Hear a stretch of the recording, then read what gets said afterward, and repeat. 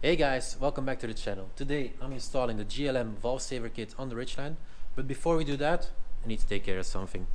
So the truck and trailer passed technical inspection without any remarks, so that's perfect, but this is not okay, so we need to change it up again. Let's work some YouTube magic. That's way better, isn't it? Corner lights, powder coated wheels, taller tires. Yeah, that's good. Okay, let's get to work.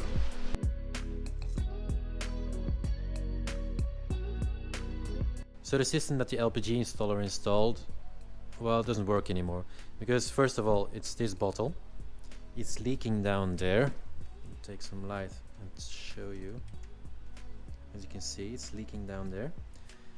I think this valve is broken because there is a lot of oil that goes into the intake and there's a lot of oil that comes out of the exhaust because it's burning it when starting up, so I think it's not working perfectly.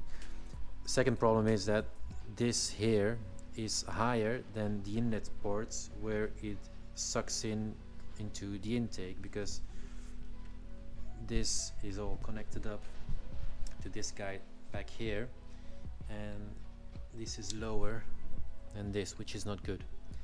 Another thing is, I don't really think that the position where they tapped into the vacuum line is good, so I'm gonna change it up to here, which is higher as well, and then I'm gonna put my new bottle from JLM a bit lower down here for now. If I find another spot which is more suitable, I might change it, but for now I'm gonna put the T piece over here. I'm gonna reuse that one, put the T piece here, put the bottle over here, and then I can wire up a new LED all the way up into the cluster panel.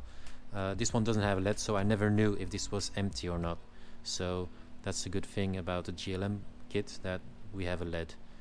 So yeah, let's start cranking. First thing I'm gonna do is open up the intake and see if I see some oil in there, because when I did my valve adjustment and I took the intake off, there was oil in there, and I'm 100% sure that it's from this broken bottle. So let's get cranking.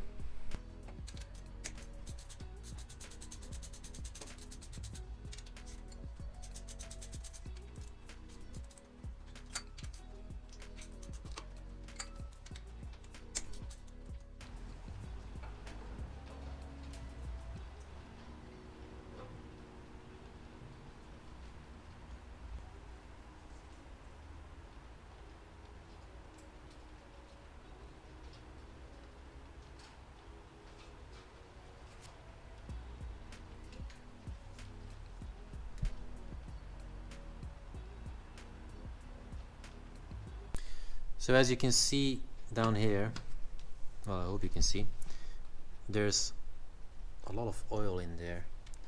So every startup, it takes some of the oil, burns it up, make the truck smoke, make my neighbors think my truck is broken, but it's not broken. That's broken, that's all. So most of it is cleaned up with a paper towel. Just gonna assemble everything again, and then I can start with the install of the JLM Valve Saver kit.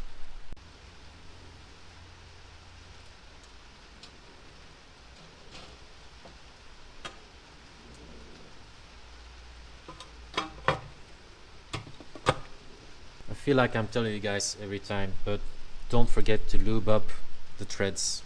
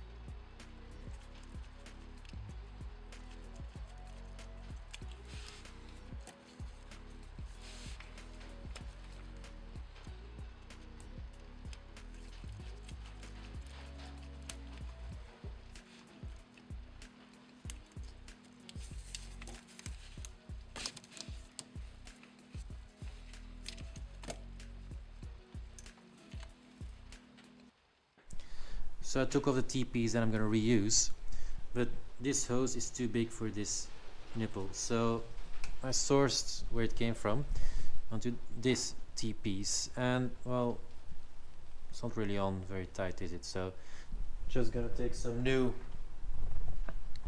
vacuum hose, run a new line up to here, and then we can continue again. So I got this mocked up, reuse the T-piece, put some hose clamps on it, put the feed hose from the new reservoir on it. So I'm just gonna install this, make sure everything is correct.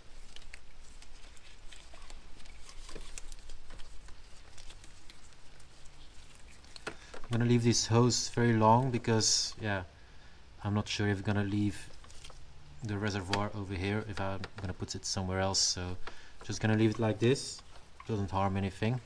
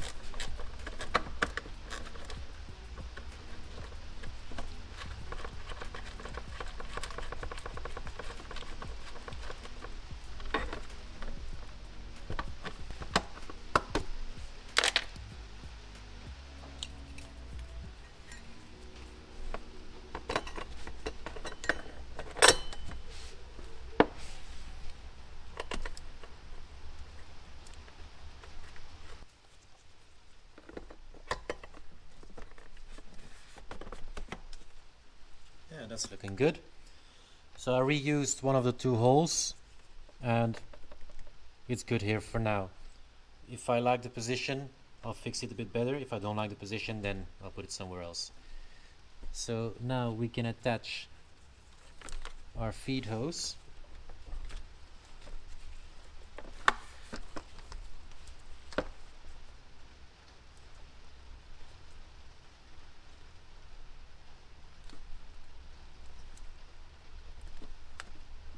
Just like that. Put a zip tie around it.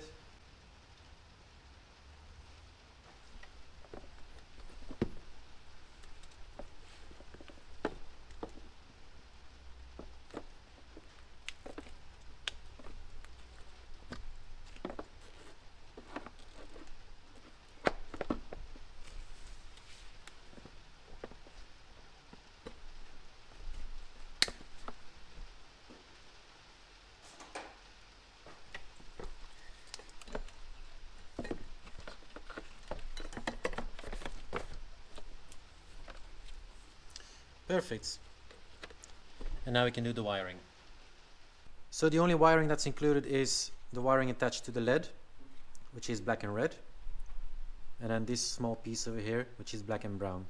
So red goes to positive after ignition, black goes to this black one, and the brown one goes to negative ground on the battery or whatever.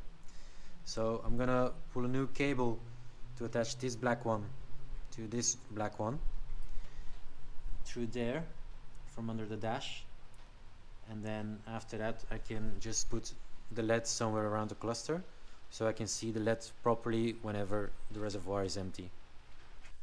So next up we're gonna put our LED into position. Just gonna put it behind the cluster panel around here somewhere, loosely, just behind it so it doesn't move. Because I don't want to drill into the cluster panel yet, because I'm just going to change up some things like the fog light and the LPG monitoring system. So for the time being, I'm just going to leave it there. To take off this whole panel, take a flathead screwdriver. On the left hand side there's a little opening that you can wedge the screwdriver in between, and after that you can just pull the whole panel gently backwards. And if you want to take it off totally, well, yeah, you have to remove all the connectors behind. And I think I'm just gonna try and wedge this behind.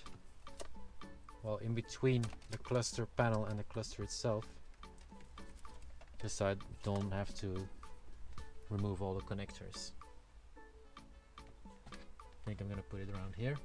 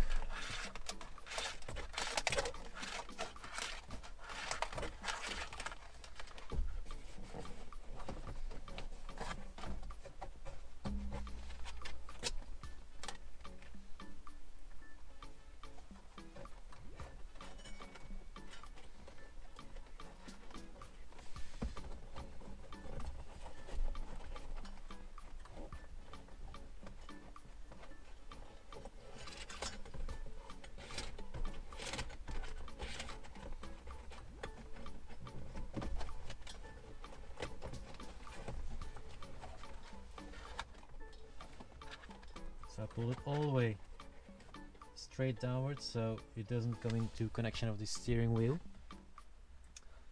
And now I'm just gonna pop it back in.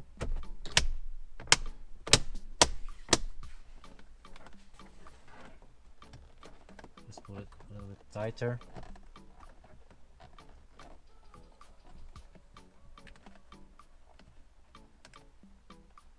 There we go.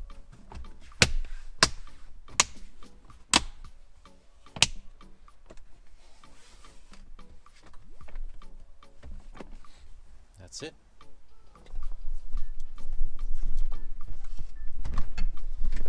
So the little tab where you put your screwdriver underneath is just around here, and that's the location of the LED. Hope you can see it. Whoop, there we go, just around there. So it's not in the way of anything, and then I can clearly see the light when the reservoir is empty. So I got everything wired up, red wire to a fuse under dash, and then black wire soldered up to the black wire over here. Brown wire is attached over here to the ground of the battery. So the reason why this is empty is so I can test the sensor, and so I can test if the red LED is turned on. So as I said, this is empty, and I'm gonna fill it up with this guy in a minute. So we're just gonna go inside and check if my red LED is working. And as you can see over here, the red LED is working, which is perfect. Just gonna leave the ignition on.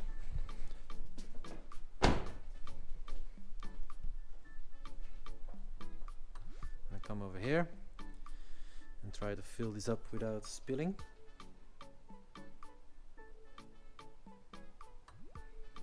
Up to 400 ml.